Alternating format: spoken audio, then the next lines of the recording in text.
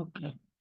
আউযু বিল্লাহি মিনাশ শাইতানির রাজিম। বিসমিল্লাহির রহমানির রহিম। ওয়াসসালাতু ওয়াসসালামু আলা নাবিয়িনা মুহাম্মাদ আলা আলিহি ওয়া সাহবিহি আজমাইন, আম্মা বাদ। তো এখানে আমাদের একটা মানে সূচিপত্র যেটা আছে সেখানে সিরিয়ালি শুরু হয়েছে। ফার্স্টে আসছে হচ্ছে আম, আল্লাহর সাথে কাউকে শরীক করা, এরপরে কবর পূজা, এরপরে হচ্ছে গয়রুল্লাহর নামে জবে করা। তো আমরা শুরু থেকে পড়বো, দেখা যাক কতটুকু আমরা যাইতে পারি ইনশাআল্লাহ। তো এই সবগুলোকে আসলে আমরা সবাই মানে জিনিসগুলাকে তুচ্ছই মনে করি, যে হারাম, যেটা হারাম সেটা হারামই, এটা এটা এটা তো আর হালাল হয়ে যাবে না। আর যেটা হচ্ছে হালাল সেটা হালালি, সেটা হারাম হবে না, বা সেটাকে আমরা মানে বাদ দিতে পারবো না। ঠিক আছে? তো এই জন্য যেটা হারাম সেটা আমাদেরকে জানতে হবে। এখানে প্রায় কয়টা দিছে, 61, 70টা হারাম কাজের কথা বলা হয়েছে, যেগুলো হারাম, কিন্তু আমরা হচ্ছে এগুলোকে মোরাললেস হালাল মনে করি। তো এখানে ফার্স্টে বলছে যে আল্লাহর সাথে কাউকে শরিক করা। আল্লাহর সাথে শিরক করা যেরকম যে কোনো বিচারে সবচেয়ে বড় হারাম এবং মহাপাপ। আবু বকর রাদিয়াল্লাহু আনহু হতে বর্ণিত, রসূলুল্লাহ সাল্লাল্লাহু আলাইহি ওয়াসাল্লাম বলেন, আমি কি তোমাদেরকে বৃহত্তম কবিরা গুনাহ সম্পর্কে অবহিত করব না? এই কথাটা নবী সাল্লাল্লাহু আলাইহি ওয়াসাল্লাম 3বার বলেছেন। সাহাবীগণ বললেন, অবশ্যই বলবেন হে আল্লাহর রসূল। তিনি বললেন, আল্লাহর সাথে শিরক করা। শিরক ব্যতীত প্রত্যেকটি পাপের ক্ষেত্রে আল্লাহ তাআলার ক্ষমা প্রাপ্তির একটা সম্ভাবনা আছে। তওবাই শিরকের একমাত্র প্রতিকার। আল্লাহ বলেছেন, নিশ্চয় আল্লাহ তার সঙ্গে কৃত শিরককে ক্ষমা করবেন না। তাছাড়া যত গুনাহ আছে তিনি যাকে ইচ্ছা ক্ষমা করবেন। সূরা নিসা, আয়াত নাম্বার 48। এমন বড় শিরক রয়েছে যা দ্বীন ইসলাম থেকে খারিজ হয়ে যাওয়ার জন্য অন্যতম কারণ। এরূপ শিরককারী ব্যক্তি যদি ওই অবস্থায় মারা যায় তবে সে চিরস্থায়ী জাহান্নামী হবে। দুঃখজনক হলেও সত্য, অনেক মুসলিম দেশে আজ এই শিরকের প্রাদুর্ভাব ছড়িয়ে পড়ছে। তো আলটিমেটলি আমাদেরকে এই মানে কি কি করলে আল্লাহ সুবহানাহু ওয়া তাআলার সাথে শরিক করা হয়, এটা ডিটেলস জানার জন্য লেখেন তো দেখি আপনারা কে কতটুকু বুঝেন, যে এইটা জানা আমরা আমরা কোন কোন কোথায় জানতে পারবো, মানে কোন কোর্স করলে আল্লাহর সাথে শরিক করা যাবে যাবে না, বা কি কি করলে আল্লাহর সাথে শরিক হয়ে যাবে, এটা আমরা বুঝবো কিভাবে? একটু লেখেন তাড়াতাড়ি।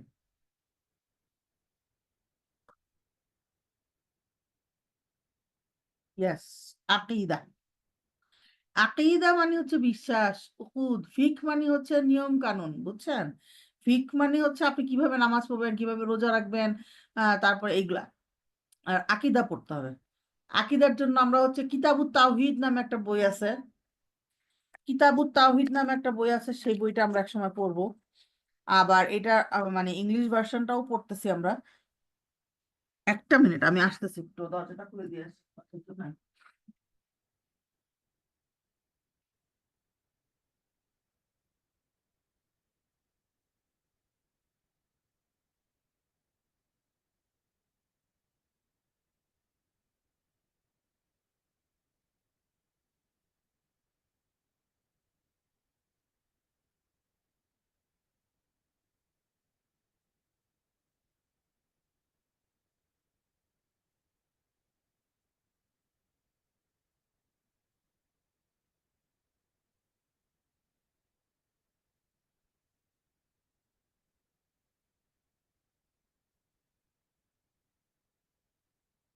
একসাথে আমার কাজ নাই তো।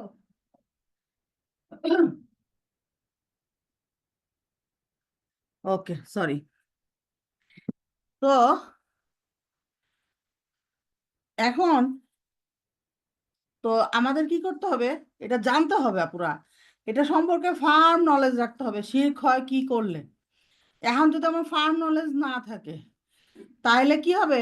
অনেকে আইসা আমাকে বলবে যে আচ্ছা, আমরা তো আর আমরা তো আর শিরক করতেছি না, আমরা তো আর আল্লাহর সাথে অংশী করতেছি না, আমি তো আল্লাহকেই ডাকতেছি, আমি তো জানি যে আল্লাহ সুবহানাহু ওয়া তাআলাই সবকিছুর অধিকারী।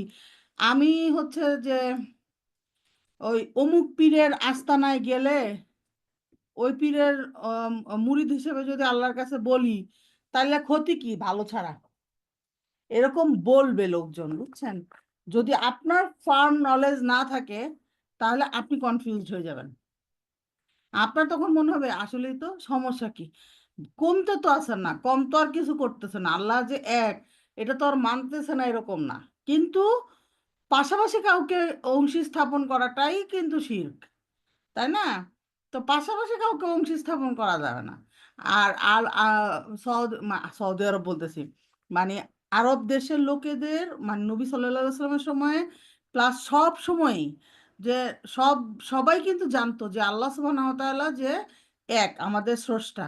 তাদের সঙ্গে নবী রসুল সাল্লাল্লাহু আলাইহি সাল্লাম প্লাস সকল নবী রসুলদের বিরোধটা হইতো কোথায়? উলুহিয়াতে। মানে কি, মানে আল্লাহর, তারা কি করতো বিভিন্ন কাজে উপাসনার সময় আল্লাহর সাথে শিরক করতো। তারপরে হচ্ছে যে তারা হচ্ছে মাঝে মাঝে তারা ওই যে দেবদেবী বানায় ফেলাইতো। তো এই জিনিসগুলো আমাকে ফার্মলি জানতে হবে যে আল্লাহর ওয়াননেসটা কোথায়, এবং কোথায় কোথায় এটা অ্যাপ্লিকেবল, কোথায় কোথায় আমরা কথায় শিরক করি। আমরা অনেকে মনে করি আচ্ছা থাক, কথাই তো বললে কি হইছে? তো না, কথাই তো বললে হবে না পুরা। এই যে এই কথাটার মানেই এটা যে অনেক হারাম, যে সকল হারামকে অনেকেই আমরা তুচ্ছ মনে করি, যে এই যে কথা বলে দিলাম কি হইলো, এটা না। তো এই জন্য আমরা সবাই কাইন্ডলি আপুরা, ১,৫০০ টাকা কোনো ইস্যু না। আমি জানি আমাদের কারো কাছে ১,৫০০ টাকা ইস্যু না, যারা এই ক্লাসে আসছি অন্তত। আপনারা কি করবেন, ওই আল হারমাইন একাডেমির কোর্সগুলো করেন। আল হারমাইন একাডেমির এই আকিদা কোর্সটা করেন। আমি কারো ব্র্যান্ডিং করতেছি না, আমি কারো মার্কেটিং করতেছি না। আপনি যদি টাকা না থাকে নো প্রবলেম, আপনি খালি ফর্ম ফিল আপ করেন, লেখেন স্কলারশিপ, ওদের অ্যাডমিন আপনার সাথে কথা বলে আপনাকে স্কলারশিপ দিয়ে পড়ার ব্যবস্থা করে দিবে। তাও জানেন, আমি শুধু চাই আপনারা জানেন, আর কোনো দাবি দাবা নাই আমার। এইখানে আমরা যারা 50 জন আছি, 50 জনের মধ্যে আমি চাই আগামী 6 মাস পরে এই 50 জনের 50 জনই আমরা এই আল হারমানের কোর্সগুলো করা থাকবো, এবং এটার মধ্যে কি কি কোর্স করাইছে সব কিছু আমাদের একদম নখদর্পণে থাকবে। প্লিজ প্লিজ প্লিজ আপুরা, মানে সজাগ হন আর কি। নিজেরা সজাগ হন, আত্মীয় স্বজনকে সজাগ করেন, যে সবাইকে বলেন এই কোর্সগুলো করতে, টাকা কোনো ইস্যুই না। এই কেউ একজন লিঙ্ক দিয়ে দেন তো এখানে চ্যাট বক্সে, নাহলে এখন আমি খুঁজতে গেলে ক্লাসের টাইম পার হয়ে যাবে। তো এটা সবাই করেন, সবাই। তার কারণ এটা আমাদের জানাটা খুব জরুরি। আমি নিজের লাইফ থেকে যেটা বুঝছি, আগে আমি খুব কনফিউজ ছিলাম, কেউ কিছু বললেই আমি কনফিউজ হয়ে যেতাম, আসলেই তো আল্লাহ তাই তো। তো এখন আর কনফিউজ, আলহামদুলিল্লাহ এই কোর্সটা করার পরে আমি এখন বুঝি যে না। হ্যাঁ, আল হারমাইনের লিঙ্ক এই তো দিছে, হ্যাঁ। তাহলে এই গেল হচ্ছে আমাদের 1 নাম্বার, যে আল্লাহর সাথে শরিক করা। 2 নাম্বার হচ্ছে কবর পূজা, যেটা এই যে আমরা যেটা বলতেছিলাম, মৃত অলি আউলিয়া মানুষের অভাব পূরণ করেছেন, বিপদ আপদ দূর করেন, তাদের উসিলায় সাহায্য প্রার্থনা ফরিয়াদ করা যাবে, ইত্তকার কথা বিশ্বাস করা শিরক। ইম্পর্ট্যান্ট। আল্লাহ তাআলা বলেছেন তোমার রব চূড়ান্ত ফয়সালা দিয়েছেন যে তোমরা তাকে ব্যতীত অন্য কারো ইবাদত করবে না। অনুরূপভাবে সাফায়াতের নিমিত্তে কিংবা বালা মুসিবত থেকে মুক্তির লক্ষ্যে মৃত নবী অলি প্রমুখের নিকট যাওয়া দোয়া করাও শিরক। আল্লাহ তাআলা বলেন, বলো তো কে নিঃসহায়ের আহ্বানে সাড়া দেন যখন সে তাকে আহ্বান জানায় এবং দুঃখ কষ্ট দূর করেন, আর পৃথিবীতে তোমাদেরকে পূর্ববর্তীদের স্থলাভিষিক্ত করেন। আল্লাহর সঙ্গে কি অন্য কোনো ইলাহ আছে? সূরা নামল আয়া নম্বর 62। অনেকেই উঠতে বসতে বিপদে পীর মুর্শিদ অলিয়া উলিয়া নবী রসুল ইত্তকার মহাজনদের নাম নেওয়ার অভ্যাসে পরিণত করে নিয়েছে। তারা যখনই বিপদের সংকটে পড়ে তখনই তারা বলে ইয়া মুহাম্মদ, ইয়া আলী, ইয়া হুসাইন, ইয়া বাদাবি, ইয়া জিলানি, ইয়া রাফি। কেউ যদি ডাকে আইদাস আইদার্সকে, অন্যজন ডাকে মা জয়নাবকে, একজন ডাকে ইবনে আউয়ালকে। অথচ আল্লাহ বলেন, আল্লাহ ব্যতীত আর আর যাদেরকে তোমরা ডাকো তারা তোমাদের মতোই দাস। অতএব তোমরা যাদেরকে ডাকো তাদের তখন তাদের পক্ষেও তো তোমাদের সেই ডাক কবুল করা উচিত, যদি তোমরা সত্যবাদী হয়ে থাকো। সূরা আল আরফ, এটা হচ্ছে 194 নম্বর আয়াত। কিছু কবর পূজারী আছে যারা কবরকে তাওয়াফ করে, কবরের গাত্র চুম্বন করে, কবরে হাত বুলায়, লাল সালুতে মাথা ঠেকিয়ে পড়ে থাকে, কবরের মাটিতে তাদের গা গতরে মাখে কবরের মাটি, কবরকে সিজদা করে, আবার সামনে মিনতি করে দাঁড়ায়, নিজের উদ্দেশ্য এবং অভাবের কথা তুলে ধরে, সুস্থতা কামনা করে, সন্তান চায় অথবা প্রয়োজনাদি পূরণ কামনা করে।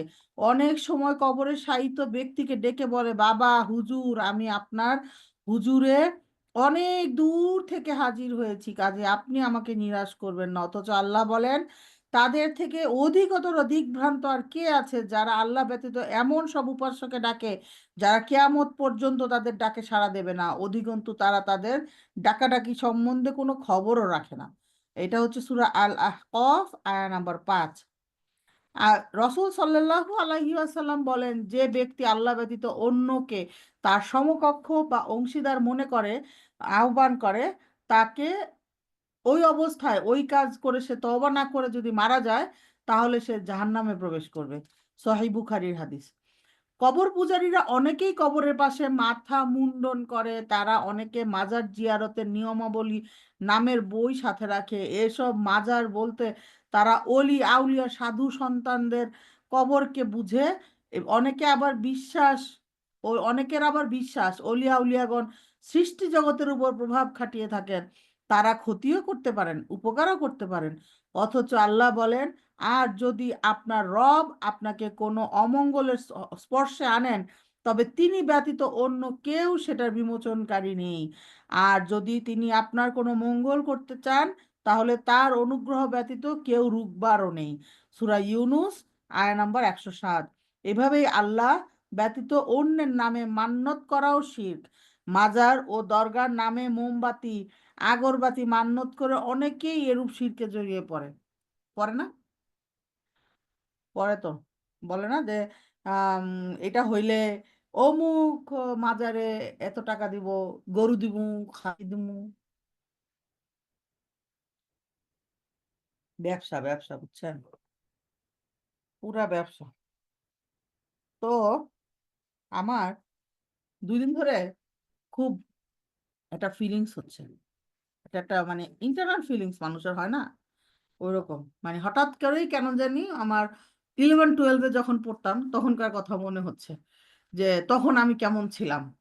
আর আম, কেমন ছিলাম বলতে চালচলন না, আমার ফিজিক্যাল স্ট্রেংথ বা মনের মধ্যে যে একটা মানে ফুর্তি বা মনের মধ্যে যে একটা জোশ, সেটা যে কি পরিমাণ ছিল সেইটা চিন্তা করতেছিলাম। আর আর হচ্ছে চিন্তা করতেছিলাম, আর এখনের অবস্থা চিন্তা করতেছিলাম। আমার খালি কান্না আসতেছে 2 দিন ধরে, যে কি হচ্ছে। আর খালি আব্বা আম্মার কথা মনে হচ্ছে, যে কি হচ্ছে তাদের। একটা সময় আব্বা আম্মার অবস্থানে, মানে আমাদের আমাদের এখনের যে অবস্থানটা, এই অবস্থানটা আব্বা আম্মা ছিল, এখন তারা আবার সেই বাচ্চাদের মতো হয়ে গেছে। আর আমাদের সামনে আসতেছে দিনটা। আজকে খুব ভয় লাগছে যে দেখলাম রাস্তায় একটা লোক মসজিদে যাচ্ছে, খুবই বয়স্ক, হেঁটে যাইতে পারতেছে না। তখন মনে হয়েছে যে এখন চাইলেই মসজিদে দৌড় দিয়ে চলে যাওয়া যায়, কিন্তু একটা সময় আসবে চাইলেও দৌড় দিয়ে যাওয়া যাবে না, এরকম আস্তে আস্তে করে হেঁটে যেতে হবে। এখন চাইলেই আমি 10 পাতা কোরআন পড়তে পারি, একটা সময় আসবে যখন আমি চাইলেও পারবো না। এত ভয় লাগতেছে না আমার, আমি খুবই সরি।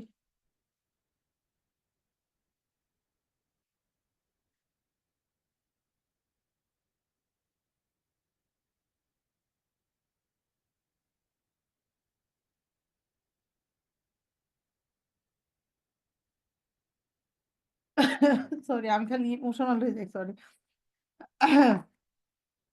যে আসলেই দেখেন এখন চোখের, মনে করেন সেই 11-12-এ যখন পড়ছি তখন কত শক্তি ছিল বডিতে, তারপরে কত মানে মনের মধ্যে কত শক্তি আছে, জোর ছিল। তখন আমি চাইলেই অনেক কিছু করতে পারতাম। যাই হোক, আল্লাহ সুবহানাহু ওয়া তাআলা আমাকে এখন কবুল করছেন, এখন আসছি আমরা। কিন্তু এখন আসার পরেও যদি আমরা অবহেলা করি, টাইমটা নষ্ট করে ফেলি, তারপরে একটা সময় আসবে যখন আমার খুব ইচ্ছা করবে যে আমি একটু কোরআন মুখস্থ করি, একটু পড়ি 10 পাতা, পারবো না। তো চোখে দেখবো না, মাথা ব্যথা করবে, শরীর এখনো খারাপ থাকে, কিন্তু তখনের খারাপটা না অন্যরকম খারাপ, বুঝছেন? তো আলটিমেটলি জিনিসগুলো আসলে খুব প্যাথেটিক প্যাথেটিক। যারা হজ করতে যাইতে পারতেছেন না, মনে করেন সময়ের অভাবে, টাকা আছে কিন্তু সময় নাই, আপুরার সময় থাকবে, পরে টাকা থাকবে কিন্তু শরীরে জোর থাকবে না। তো সবাই একটু ফিল করবেন জিনিসগুলা, বুঝছেন? যে অনেক অনেক ইবাদত আছে যেগুলো হচ্ছে কি টাইমের সাথে আপনার বডি স্ট্রেংথ, তারপরে হচ্ছে যে সবকিছুর সাথে হচ্ছে যে কানেক্টেড। তো এই জন্য ওই ওই ওই ওই ওই ইবাদত গুলো আমরা বেশি বেশি করব, যেগুলো আমরা মানে বুড়া হয়ে গেলে বা বয়স হয়ে গেলে করতে পারবো না। এই জন্যই কিন্তু আমাদের ইসলামে কিন্তু খুব সুন্দর একটা রুলিংস আছে। আপনি এখন মনে করেন হয়তো আপনি মিড এজে আছেন বা 30-40 এরকম আছেন, আপনি এখন রেগুলার যে ইবাদত গুলা করবেন, যদি আপনি 5 ওয়াক্ত মসজিদে গিয়ে নামাজ পড়ে থাকেন, ছেলেরা, সেই ক্ষেত্রে যখন সে অসুস্থ হয়ে যাবে, যখন সে যেতে পারবে না, তার শরীর সত্যি সত্যি খারাপ থাকবে, তখন কিন্তু কি হবে? এই 5 ওয়াক্ত মসজিদে গিয়ে নামাজ পড়ার সওয়াবই তার খাতায় লেখা হবে। আপনি এখন তাহাজ্জুদ পড়েন রেগুলার, কিন্তু একটা সময় হয়তো বা আপনি প্যারালাইজড হয়ে গেছেন বা সেন্সলেস হয়ে গেছেন বা এরকম অসুস্থ হয়ে ঘরে পড়ে গেছেন, পারতেছেন না, সেই সময়ও কিন্তু এই সওয়াবের খাতা চলতেই থাকবে।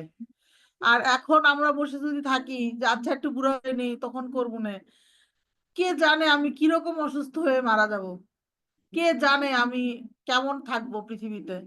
কালকে আম্মার সাথে কথা হচ্ছিল, আম্মা বলতেছিলেন যে আমাদের পাশের পাশে একটা দাদু ছিল, মানে অনেক মানে কিছু মানুষ থাকে না জাদ্রেল, অনেক মানে ডমিনেটিং, অনেক মানে খুব অ্যাক্টিভ ওই রকম। এখন জিজ্ঞেস করলাম কেমন আছে, অনেক বয়স্ক উনি, আমি যখন আমাদের সাথে পরিচয় হয়েছে তখনই অনেক বয়স্ক ছিলেন।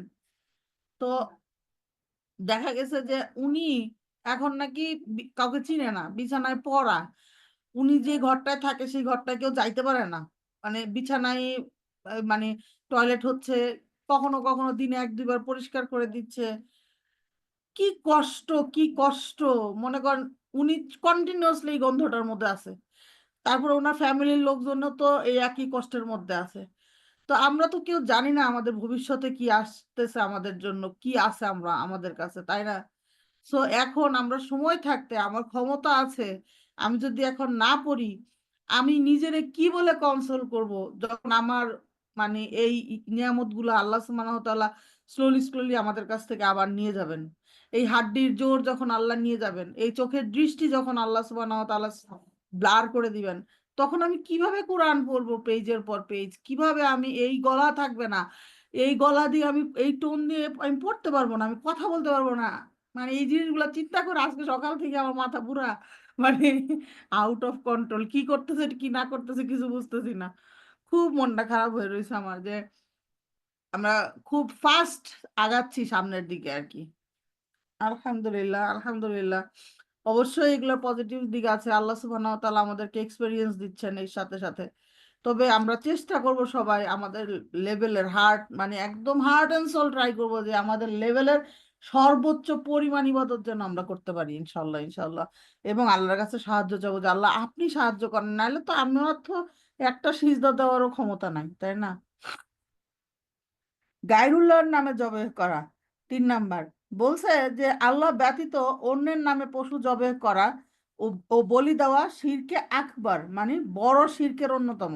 আল্লাহ বলেন আপনার প্রভুর উদ্দেশ্যে সলাত আদায় করুন এবং জবেহ করুন। সূরা কাউসারের 2 নম্বর আয়াতে বলা হয়েছে না? রসুল্লাহ সাল্লাল্লাহু আলাইহি ওয়াসাল্লাম বলেন যে ব্যক্তি আল্লাহ ব্যতীত অন্য কারো নামে জবেহ করে তার উপর লানত। এটা হচ্ছে সহিহ বুখারীর হাদিস এবং মিশকাত শরীফের হাদিস। জবের জড়িত হারাম 2 প্রকার। এক নম্বর হচ্ছে আল্লাহ ছাড়া অন্যের উদ্দেশ্যে জবাই করা, যেমন দেবতার কৃপা লাভের জন্য। আরেকটা হচ্ছে আল্লাহ ব্যতীত অন্যের নাম নিয়ে জবাই করা। উভয় প্রকার জবাইকৃত পশুর গোশত খাওয়া হারাম। খুব ইম্পর্টেন্ট এই নামের ব্যাপারগুলো আর কি, যে নাম নিয়ে করলেও কিন্তু কি হবে না, যে অন্য মানুষের নাম নিয়ে আর যদি জবাই করে সেটাও হবে না। জাহিলি আরবে জিনের উদ্দেশ্যে প্রাণী জবের রেওয়াজ ছিল, যা আজও বিভিন্ন আঙ্গিকে কোনো কোনো মুসলিম দেশে চালু আছে। সেই সময় কেউ বাড়ি বিক্রয় করলে অথবা তৈরি করলে অথবা কূপ খনন করলে এদের উপর জিনের উপদ্রব বেড়ে যেতে পারে ভেবে পূর্বাহ্নেই তারা সেখানে দরজার চৌকাঠের উপরে প্রাণী জবে করতো। এরূপ জবে সম্পূর্ণরূপে হারাম। এগুলো হিন্দুরা করে, তাই না? হালালকে হারাম এবং হারামকে হালাল মনে করা, এটা হচ্ছে 4 নম্বর পয়েন্ট। বলছে যে কোনো কিছু হালাল কিংবা হারাম করার একচ্ছত্র মালিক আল্লাহ রব্বুল আলামিন। কোনো মানুষ আল্লাহর দেওয়া হালালকে হারাম এবং হারামকে হালাল করার অধিকার রাখে না। তবুও অনধিকার চর্চা বশে মানুষ কর্তৃক আল্লাহকৃত হালালকে হারাম এবং হারামকে হালালের বহু দৃষ্টান্ত দেখা যায়। নিঃসন্দেহে এটি একটি হারাম কাজ, আর আল্লাহ ছাড়া অন্য কারো হালাল হারাম করার অধিকার আছে বলে বিশ্বাস করাও শিরক। জাহিলি তথা অন-ইসলামী নিয়মকানুন দ্বারা পরিচালিত বিচারালয়ের নিকট সন্তুষ্ট চিত্তে স্বেচ্ছা এবং বৈধ জ্ঞানের বিচার প্রার্থনা করা, এরূপ বিচার প্রার্থনা করার বৈধতা আছে বলে আকীদা পোষণ করা বড় শিরকের অন্তর্ভুক্ত।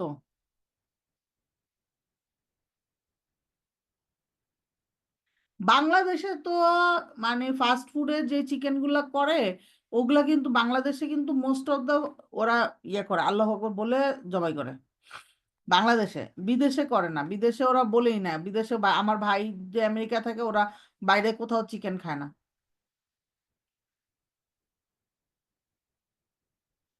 হ্যাঁ, আমি এই বইটা থেকে পড়তেছি। এই বইটাই আপনাদেরকে কালেক্ট করতে বলছি।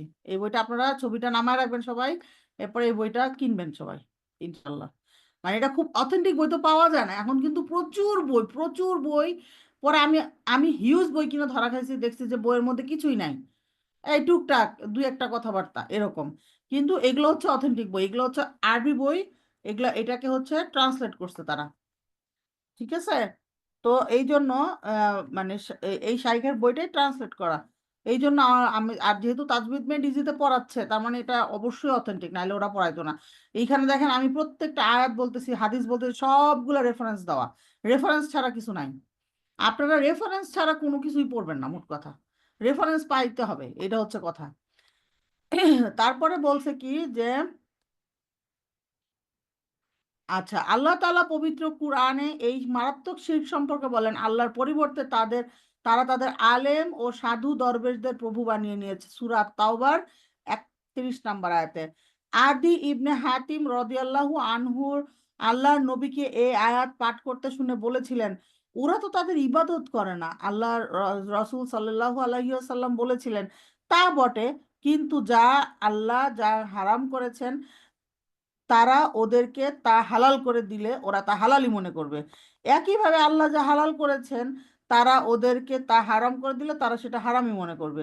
এটা হচ্ছে তিরমিজির হাদিস এবং এটা সনদটা হাসান। এটা একদম আমাদের মতো অবস্থা না, দেখেন আমাদের আমাদের কন্ডিশন কিন্তু এখন এরকম। আমরা হুজুরদের এমন ভক্তের ভক্ত, মানে তারা যদি বলে যে কোরআনের আয়াত দরকার নাই, আপনি খালি হাদিস নিয়ে পড়ে থাকেন। দেখেন এটা যদি হইতো আমাদের, যে আমাদের অন্ধভক্ত আমরা না হইতাম, তাইলে কিন্তু আহলে হাদিস আর মানে আহলে হাদিস বলতে সেটা না, মানে আহলে কোরআন আর হচ্ছে শুধুমাত্র হাদিস মানে কোরআনের মধ্যে ভুল আছে মনে করে এরকম লোক পাইতাম না আমরা, তাই না? তো আলটিমেটলি আমাদেরকে বুঝতে হবে যে এই আহলে কোরআন এরা হচ্ছে বাতিল, কারণ হাদিস ছাড়া তো আর কোরআনের ব্যাখ্যা পাওয়া যাবে না। তো এই জন্য আমাদেরকে কি করতে হবে, দুইটাই মানতে হবে। হাদিসও মানতে হবে, কোরআনও মানতে হবে। কোরআন, হাদিস, তারপরে হচ্ছে কি ইজমা কিয়াস। এখন এইটাই বলতেছে যে আল্লাহ তারা এইরকম অন্ধ ব্লাইন্ডলি কাউকেই আমরা ফলো করতে পারবো না।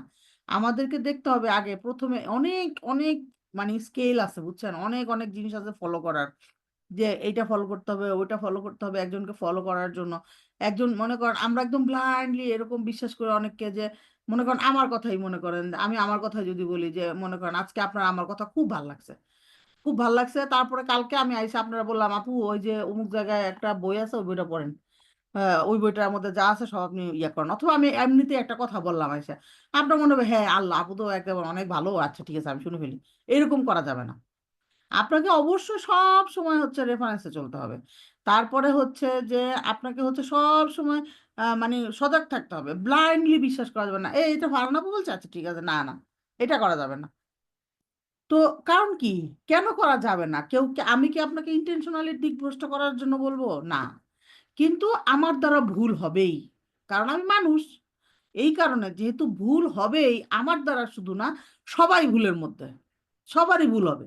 তো এই জন্য আমরা কাউকেই একেবারে তার সব কাজই ঠিক, তার সব কথাই একেবারে বেদ বাক্য, বেদ বাক্য না তো যে কোরআনের বাণীর মতো সত্য, এরকম বলা যাবে না। তো এই জন্য এই যে হুজুরদেরকে যে একদম ব্লাইন্ডলি ফলো করে, হুজুরদেরকে ফলো করবো না, আমরা ফলো করবো কাকে, কুরআন এবং সুন্নাহকে। তো এই জিনিসগুলো আমরা একটু বুঝবো, হ্যাঁ বুঝে বুঝে চলবো আর কি, এটা আসলে কেউ কাউরে বলে দিতে পারবে না, কারণ আপনারা কেউ বলতে পারবে না অমুক হুজুর অমুক হুজুর অমুক হুজুরের পিছনে পিছনে চলেন না, কারণ সবার ভুল আছে।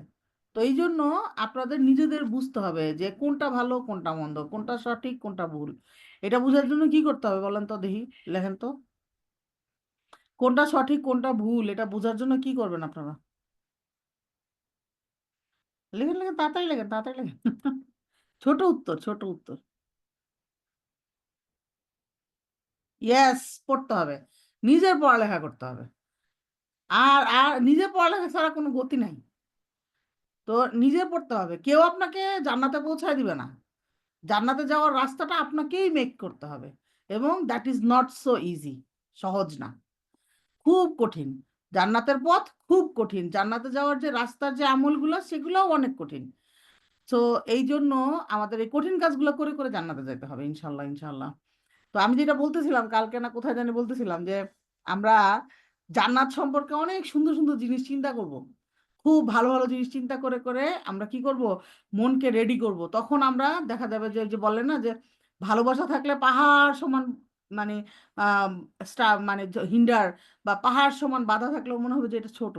আমাদের তো জান্নাত খালি মুখেই আমরা জানি যে এটা জান্নাত, কিন্তু আমাদের কিন্তু ভালোবাসা ওই রকম না, শুনে শুনে আর কি, যে ছোটবেলায় বলতাম যে শুনে শুনে মুসলমান, তা আমরা তো শুনে শুনে মুসলমান। এই জন্য আমাদের ভালোবাসা ওই রকম হইলে হবে না। জান্নাত মনে করেন জান্নাত জাহান্নাম নিয়ে যে বইগুলো আছে সেগুলো একটু পড়বো, তাইলে হবে কি আগ্রহ সৃষ্টি হবে, এত সুন্দর জান্নাত হবে, এরকম হবে, ওইটা হবে, আপনি আপনার জান্নাত কিভাবে সাজাবেন সেটা চিন্তা করবেন বসে বসে একা একা টাইমে, তখন না এটার প্রতি একটা ভালোবাসা হবে। মনে করেন আপনার বাসার জন্য আপনার যেরকম একটা ভালোবাসা, আমি তো খুব অবাক হই যে আমি আব্বার বাসায় গিয়ে এখন এই মজা পাই না, নিজের বাসায় এসে আমার চেয়ারটার মধ্যে বসলে যেই মজাটা পাই। তো কেন এই ভালোবাসাটা হয়েছে, কারণ আমি কষ্ট করে এই বাসাটা বানাইছি, নিজে নিজে দেখে দেখে এটা কিনছি ওইটা কিনছি, এই জিনিসটা পছন্দ করছি, একটা সময় কেনার ক্ষমতা ছিল না, দেখে পছন্দ করে রাখছি, যখন টাকা হয়েছে গিয়ে কিনছি। তো আলটিমেটলি আমরা এরকম চিন্তা করে রাখবো যে আমি আমার জান্নাতটাকে এইভাবে এইভাবে সাজাবো। যখন আপনার এই জান্নাতটার প্রতি একটা মানে একটা মানে কল্পনা একটা জান্নাত আপনার হবে, তখন দেখবেন ওটার প্রতি একটা মায়া হবে, তখন আপনার জন্য অনেক ক্রিটিক্যাল ক্রিটিক্যাল কাজ করা কঠিন লাগবে না। যেমন অনেকের কাছে হিজাব করা বিরাট কঠিন কাজ, তখন সেটা কঠিন লাগবে না। অনেকের কাছে গীবত ছাড়াটা অনেক কঠিন কাজ, তখন সেটাও কঠিন লাগবে না, কারণ কি জান্নাত আপনার কাছে তার চেয়েও বেশি প্রিয়। জান্নাতকে আপনি আপনি কোনোভাবেই হাতছাড়া করতে চাচ্ছেন না। তো এই কারণে আমরা অবশ্যই অবশ্যই কি করব, যে জান্নাতটা সম্পর্কে আইডিয়া নিব, জান্নাতকে ভালোবাসবো, জাহান্নামকে ভয় পাবো, এত ভয় পাবো যে জাহান্নামের কথা শুনলেই আত্মা, মানে ওই যে আমি বলি খিচ মেরে ধরে, যে জাহান্নামের শব্দটা শুনলে আত্মা খিচ মেরে যেন ধরে আমাদের, যেন ছোট হয়ে যায়, যে আমি যাইতে চাই না জাহান্নামে, কোনোভাবেই আমি জাহান্নামে ঢুকতে চাই না, কাশ দিয়েও যেতে চায় না জাহান্নামের, মানে জাহান্নামের মানে কোনো বাতাসও যেন আমার গায়ে না লাগে কোনোদিন। তাইলে এরকম ভয় পাইতে হবে, তাইলেই আপনার জন্য সহজ হবে পর্দা ছাড়া বাইরে না যাওয়া, মিথ্যা কথা না বলা, গীবত না করা। কারণ কি ওগুলি করলে তো জাহান্নামে চলে যেতে হবে, আপনি জানেন। সুতরাং আমাদের একটু থিঙ্কিং প্রসেসটা চেঞ্জ করতে হবে, বুঝছেন। আমরা খালি মানে ইয়া করি আর কি, কি বলে এটাকে, রেডি রেডিমেড মনে করি কি যে আচ্ছা, সে তো আমার জন্য পরে সব রেডি করে এনে দিছে, আমি একটু হালকা পাতলা মায়েরা চলে যাবো উপর দিয়ে। There is no shortcut way to জান্নাত। এটা মাথায় রাখবেন সবাই, একদম লিখে রাখেন, there is no shortcut way to জান্নাত। জান্নাতে যাওয়া যদি এত শর্টকাট ওয়ে থাকতো, সবাই শর্টকাট মারে চলে যেত। আমরা বাঙালি তো, আমাদের খালি শর্টকাট চিন্তা, মনে হয় যে সবাই পড়তেছে পড়ুক, আমি শর্টকাট মারে চলে যাব। এত সহজ না পুরা। প্রত্যেকটা জিনিসের জন্য আপনাকে নির্দিষ্ট পরিমাণ, নির্দিষ্ট অ্যামাউন্টের পরিশ্রম করতেই হবে। Get ready for this. ঠিক আছে? তো শর্টকাট কোনো কিছু নাই, সহজ কোনো কিছু নাই। কিন্তু সবকিছুই সহজ, সবকিছুই শর্টকাট যদি আপনি কি করেন, ভালোবাসেন। আপনাকে ভালোবাসতে হবে, আপনাকে আল্লাহকে ভালোবাসতে হবে, আপনাকে জান্নাতকে ভালোবাসতে হবে, জাহান্নামকে ভয় পাইতে হবে, হ্যাঁ, আল্লাহ রসুলকে ভালোবাসতে হবে, তখনই আপনার জন্য সবকিছু অ্যাডপ্ট করা সহজ। এখন মনে করেন কিরকম, আমি বলি, মনে করেন আমরা নবী সাল্লাল্লাহু আলাইহি সাল্লাম সম্পর্কে কিছুই জানি না। আমি বলি আমি কিছুই জানি না, আমি আসলেই কিছু জানি না। যারা সিরা পড়ছেন তারা আমার চেয়ে অনেক ভালো জানেন। আমি সিরা হালকা পাতলা পড়ছি আর কি, তো হালকা পাতলা পড়লে হবে না, ডিপলি পড়তে হবে, মুখস্থের মধ্যে থাকতে হবে।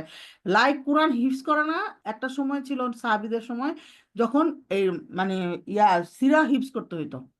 তো এরকম হিফজ করে ফেলতে হবে, মুখস্থের মধ্যে থাকতে হবে যে উনি কখন কি করছেন সব মুখস্থ একদম নখদর্পণে। তখন আপনার অ্যাডপ্ট করা সহজ না, আপনি নবী সাল্লাল্লাহু আলাইহি ওয়াসাল্লামকে ভালোবাসেন। তো উনি কোন সময় কি অবস্থায় কি বলছেন না বলছেন, এগুলো আপনি ইজিলি ওইটা ফলো করতে পারতেছেন। এখন মনে করেন যে আপনি আপনার মানে কি বলে যে আপনার আম্মা একটা ডিসিশন দিতেন, সেই ডিসিশনটা আপনি জানেন যে এরকম ডিসিশনের সময় আপনার আম্মা ডিসিশন দিতেন, এটা আপনি আপনার আম্মাকে ভালোবাসেন, এই জন্য আপনি জানেন যে আপনার আম্মা যে ডিসিশন দিতেন আপনিও সেই রাস্তায় চলতে চান, এবং আপনিও সেম ডিসিশন কপি করে দিয়ে দিলেন। এখন এরকম হয়, মনে করেন হয়তো বা সেম অবস্থাটাই আপনার খালা আছে একজন, খালা কি করতো সেটা আপনি জানেন, কিন্তু খালার আপনি খুব একটা পছন্দ করেন না। তাইলে কি আপনি কি খালার ডিসিশনটা ফলো করবেন? কখনোই করবেন না, নিজেরটা অ্যাপ্লাই করবেন। তো আমাদের অবস্থা হচ্ছে এরকম, কারণ আমি তো জানিই না খালারে, আমি তো ওই মহিলা সম্পর্কে খবরই নাই আমার, তো আমি তারা ভালোবাসি না। ভালোবাসি না যেহেতু, তাই তারা আমি কপি করতে চাই না। কিন্তু আমাকে তো এটা ফরজ আমার উপর, আমার নবী সাল্লাল্লাহু আলাইহি ওয়াসাল্লামকে ভালোবাসা। তো এটা আমাকে ভালোবাসতে হবে, জোর করে ভালোবাসতে হবে। প্রথম প্রথম জোর করে ভালোবাসেন, একটা সময় অরিজিনালি ভালোবাসবেন। এটা স্বাভাবিক। কখন অটো আসবে সেই জন্য বসে থাকবো, তার আগে যদি মরে যাই? সো অটো ভালোবাসা আসার জন্য অপেক্ষা করা যাবে না। জোর করে যেগুলো ফরজ ভালোবাসা, সেই ভালোবাসাগুলো আমাদের মধ্যে জোর করে বিল্ট ইন করতে হবে। আর যেটুকু আছে তো আছে, আলহামদুলিল্লাহ, সেটাকে এনহ্যান্স করতে হবে জাস্ট। আচ্ছা, তারপরে কি বলছে? আল্লাহ পবিত্র কোরআনে মুশরিকদের আচরণ বর্ণনা করতে গিয়ে বলেন, আল্লাহ ও তার রসুল যা হারাম করেছেন তোমরা তাকে হালাল, হ্যাঁ, তা তোমরা তাকে হারাম বলে গণ্য না, না, আরেকবার, আল্লাহ ও তার রসুল যা হারাম করেছেন তারা তাকে হারাম গণ্য করে না, এবং সত্য দিনকে তাদের দিন হিসেবে গ্রহণ করে না। সূরা তাওবার 29 নম্বর আয়াত। অন্য আয়াতে বলেছেন আল্লাহ সুবহানাহু ওয়া তাআলা যে আপনি বলুন, আল্লাহ তাআলা তাদেরকে যে রুজি দান করেছেন তন্মধ্যে তোমরা যে সেগুলোর কত হারাম এবং কত হালাল করে নিয়েছো, তা কি তোমরা ভেবে দেখেছো? আপনি বলুন, আল্লাহ কি তোমাদেরকে এত বিষয়ে অনুমতি দিয়ে রেখেছেন? তোমরা কি, নাকি তোমরা আল্লাহর নামে মন গড়া কথা বলছো? সূরা ইউনূসের 59 নম্বর আয়াতে। খুব ইম্পর্ট্যান্ট। দেখেন, এই যে আমাদের যে হালাল হারামের কাহিনী, যে আমরা মন চাইলে একটা কিছু বলে দেই, মিডিলে একটা কিছু বলে দেই যে এইটুকু করলেই হালাল, এইটুকু করলেই হারাম। জিনিসটা এরকম না। আমাদেরকে মানে আল্লাহ সুবহানাহু ওয়া তাআলা আমাদেরকে কি এই যে এই কথাটাই বলছে যে আল্লাহ কি তোমাদেরকে এ বিষয়ে অনুমতি দিয়েছেন? আমাদেরকে কি আল্লাহ বলছেন যে আল্লাহ যেটাকে হারাম বলছেন সেটাকে হালাল বলার কোনো রাইট আছে আমার? নাই। এখন আমি যেটা বুঝি আর কি, যে আমি যেটা বুঝি মানে কি, যে যেটা হারাম সেটা হারামই। এখন আমি মানতে পারতেছি না এখনো, এটা আমার ব্যর্থতা। আমি আল্লাহর কাছে সাহায্য চাইতেছি, আল্লাহর কাছে তওবা করতেছি, আল্লাহ আমাকে সহজ করে দেন, আমি যেন এটাকে হারাম মনে করে দূরে চলে আসতে পারি। কিন্তু তার মানে এটা না যে আমি মানতে পারতেছি না দেখে এটা হালাল হয়ে গেছে। নো, হারাম হারামই। কারণ কি, আপনি যদি হারামকে হালাল মনে করেন তাহলে তো আপনি বেরোয় গেলেন, ইসলাম থেকে বেরোয় গেলেন। এটাই হচ্ছে ইম্পর্টেন্ট কথা, যে হারামকে হারামই মনে করতে হবে। এরপর আপনি না করলে সেটা হচ্ছে কি, কবিরা গুনাহ। আর আপনি যদি হারামকে হালাল মনে করেন তাহলে তো আপনি অস্বীকার করলেন। যেমন রমাদানের রোজা রাখা ফরজ, এটা যে অস্বীকার করবে সে তো ইসলাম থেকে বাইরে হয়ে যাবে। আর যে জানবে যে রোজা রাখা ফরজ কিন্তু আমি রাখতে পারতেছি না বা আমি রাখি না, সে কবিরা গুনাহ করলো। তার মানে কি হয়েছে যে আমাদেরকে অবশ্যই অবশ্যই হারামকে, আল্লাহ যেটাকে বলে দিয়েছে হারাম স্পষ্টভাবে, সেটাকে আমাদেরকে অবশ্যই হারাম বলতে হবে। আল্লাহ যেটাকে বলছে হালাল সেটাকে হালাল মেনে নিতে হবে, এবং সেই অনুযায়ী অ্যাকর্ডিংলি আমাদেরকে কি করতে হবে, চলার চেষ্টা করে যেতে হবে। কিন্তু আমরা কখনো এর মিডিলে কিছু বলতে পারবো না, এটা রাইট আমাদেরকে দেওয়া হয় নাই। আচ্ছা, তারপরে হচ্ছে আর একটা পয়েন্ট কি পড়বো, হ্যাঁ আর 10 মিনিট আছে, ইনশাল্লাহ আমরা আরেকটা পয়েন্ট পড়বো। এখানে বলছে জাদু ও ভাগ্য গণনা, 5 নাম্বার। জাদু ও ভাগ্য গণনা গণনা কুফর এবং শিরকের পর্যায়ে ভুক্ত হারাম। জাদু তো পরিষ্কার কুফর এবং 7টি ধ্বংসাত্মক কবিরা গুনাহের অন্যতম। জাদু কোনো উপকার করে না, বরং ক্ষতিই করে।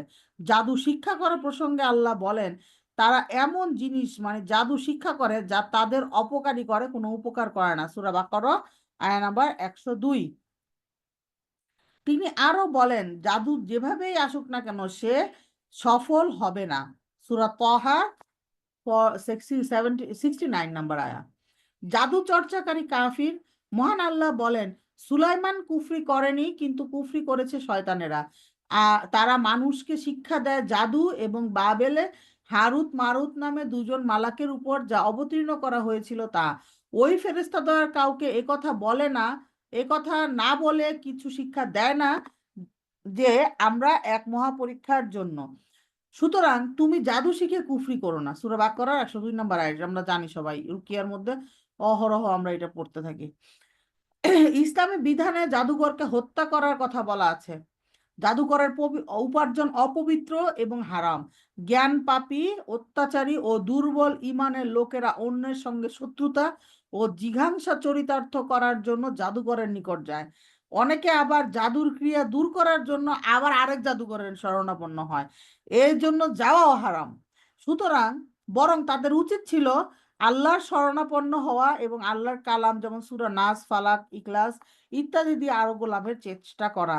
গণক এবং ভবিষ্যৎ বক্তা উভয়ই আল্লাহ তাআলাকে অস্বীকারী কাফিরদের দলভুক্ত, কারণ তারা উভয়ই গায়েবের কথা জানার দাবি করে, অথচ আল্লাহ ছাড়া গায়েব কেউ জানে না।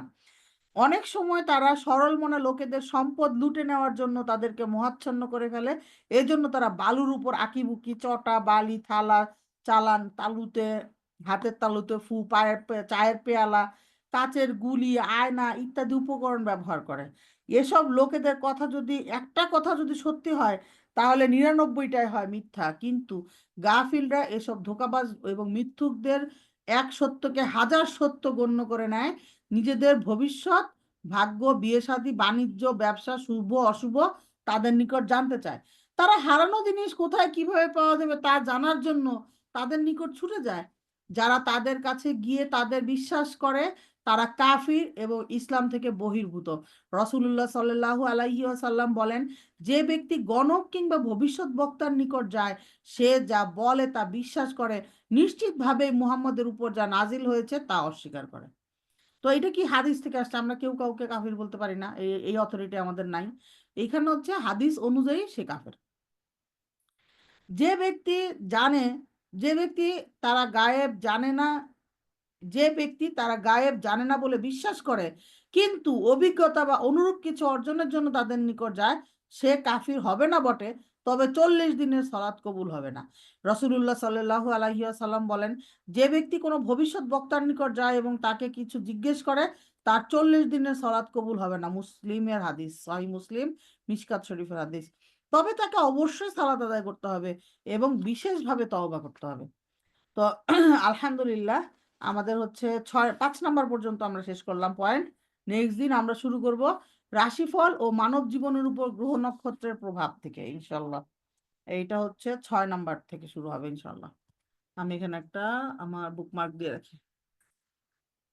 ঠিক আছে, আলহামদুলিল্লাহ, আমরা মোটামুটি একটা মানে গাইডলাইন পাইছি যে আমরা এখন থেকে এই বইটা পড়বো শেষ হওয়া পর্যন্ত। সুবহানাকা আল্লাহুম্মা ওয়া বিহামদিকা নাশহাদু আল্লা ইলাহা ইল্লা আনতা নাস্তাগফিরুকা ওয়া নাতুবু ইলাইক। আসসালামু আলাইকুম। আমি রেকর্ডটা অফ করে আপনাদের মাইক খুলে দিচ্ছি।